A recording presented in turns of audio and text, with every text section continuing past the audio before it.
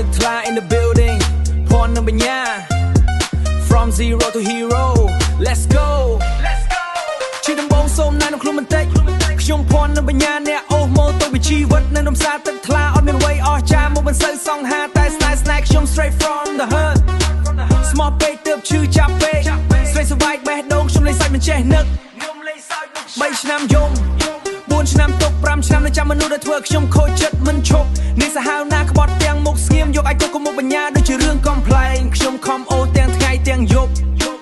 រកលុយឲ្យនាងតែនឹងយកទៅចាយលេងសបាយចិត្តលុយសន្សំទិញផ្ទះមិនមែនទិញទឹងភ្នែកខ្ញុំឈប់លងស្នេហ៍ដែលធ្វើឲ្យជីវិតបែកចង់មានឡានចង់មានផ្ទះចាប់ពីថ្ងៃនេះខ្ញុំរស់ដើម្បីខ្លួនឯងលុយសន្សំទិញផ្ទះអាចជាមិត្តពេលអារម្មណ៍ខ្ញុំធ្លាក់មនុស្សក្បត់អស់តែខ្ញុំនៅតែ strong ពីអូសម៉ូតូថ្ងៃនេះអនាគតខ្ញុំត្រូវតែឡើង throne ស្រីសាវ៉ាឲ្យនាងទៅចោះ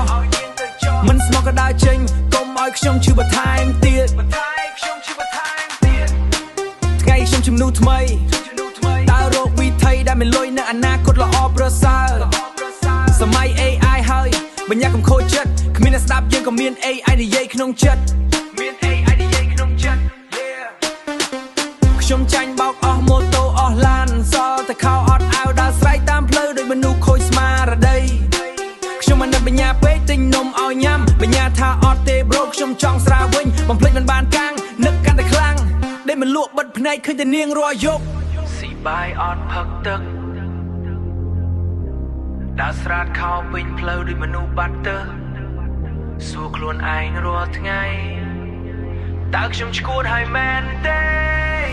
លុយសន្សំទិញផ្ទះមិនមែនទិញការក្បត់ខ្ញុំរៀនពីអន្តការទោះបេះដូងធ្លាប់ខូចខាតពីក្មេងអូសម៉ូតឲ្យខ្លាចជាម្ចាស់ឡានថ្ងៃណាខ្ញុំជោគជ័យខ្ញុំនឹងញញឹមមើលអតីតកាល